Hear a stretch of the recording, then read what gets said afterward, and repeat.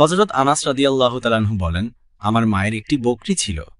তিনি উহার ঘি একটি চামড়ার ডিব্বাতে জমা করিতে থাকিলেন।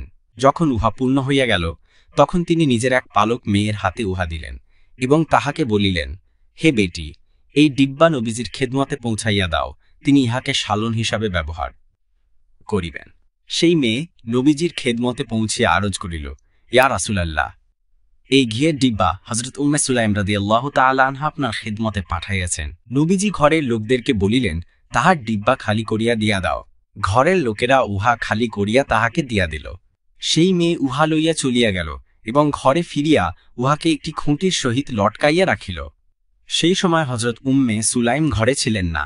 তিনি ঘরে আসিয়া দেখিলেন ডিব্বা ঘি দ্বারা পরিপূর্ণ রহিয়াছে এবং উহা হইতে ঘিয়ের ফোঁটা ঝরিয়া পড়িতেছে।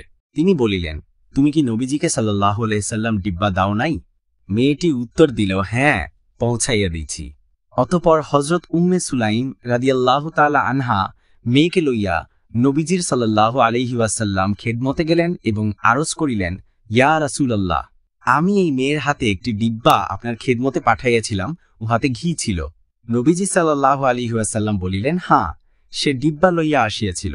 হযরত উম্মে সুলাইম রাদিয়াল্লাহু তাআলা আনহা বলিলেন, সেই পবিত্র সত্তার কসম, যিনি আপনাকে হক ও সত্য দিন দিয়ে প্রেরণ করিয়াছেন, সেই ডিব্বা তো ঘি দ্বারা পরিপূর্ণ রহিয়াছে এবং উহা হইতে ফোঁটা ফোঁটা ঘি ঝরিয়া পড়িতেছে। নবীজি সাল্লাল্লাহু আলাইহি ওয়াসাল্লাম বলিলেন, হে উম্মে সুলাইম রাদিয়াল্লাহু তাআলা আনহা, তুমি কি এই ব্যাপারে আশ্চর্য বোধ করিতেছ যে তুমি যেমন আল্লাহর নবীকে খাওয়াইয়াছ, তেমনি ভাবে আল্লাহ তাআলা তোমাকে খাওয়াইতেছেন। উহা হইতে তুমি নিজেও খাও এবং অন্যদেরকেও খাওয়াও। হযরত উম্মে সুলাইম রাদিয়াল্লাহু তাআলা আনহা বলেন, আমি ঘরে ফিরিয়া আসিয়া একটি বড় পেয়ালায় ও অন্যান্য পাত্রে ঢালিয়া সেই ঘি বন্টন করিলাম এবং সামান্য উহাতে রাখিয়া দিলাম, যাহা 1 বা 2 মাস পর্যন্ত আমরা সালন হিসাবে খাইলাম।